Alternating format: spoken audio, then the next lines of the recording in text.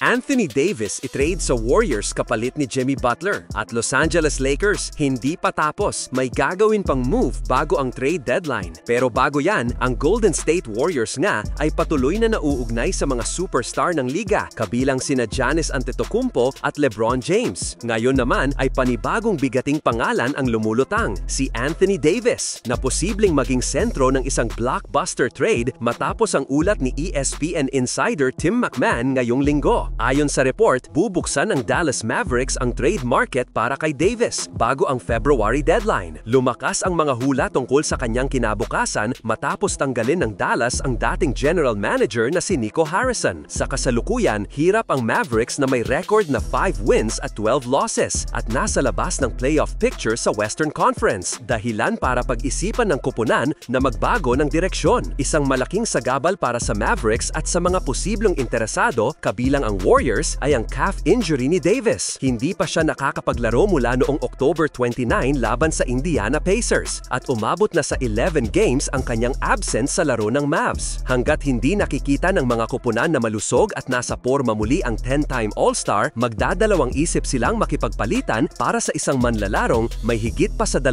taon at $121 million na natitirang kontrata. Pinakamadalas umanong inilalapit si Davis sa Golden State ayon sa mga analyst na sina Bill Simmons at Sam Quinn. Ngulit malaking pagbabago sa identity ng Warriors ang kailangan kung itutuloy ang trade, lalo't nasa $54.1 million ang kanyang sahod ngayong season. Kakailanganin nilang isakripisyo sina Jimmy Butler o Draymond Green at posibleng pati sina Jonathan Kuminga at Buddy Hield, bukod pa sa draft picks. Maaaring maging available si Davis, ngunit hindi pa tiyak kung handang tapatan ng Warriors ang hinihinging kapalit. Samantala, puro papuri ang tinatanggap ng Los Angeles Lakers ngayong season mula nang muling bumalik sa kanilang lineup si LeBron James. Kapansin-pansin na mas lumakas at mas naging organisado ang kanilang laro dahilan para mas makasabayan nila ang malalakas na koponan, kabilang na ang defending champion na OKC Thunder. Marami ang nagsasabing mas mataas na ngayong ang tsansa ng Lakers na makapasok sa mas malalim na bahagi ng postseason dahil sa pagbabagong hatid ni LeBron sa ritmo ng kanilang opensa at depensa. Gayunpaman, kung ilang mga analyst ang tatanungin, nananatili pa ring may ilang kahinaan ang kasalukuyang roster, particular sa frontcourt.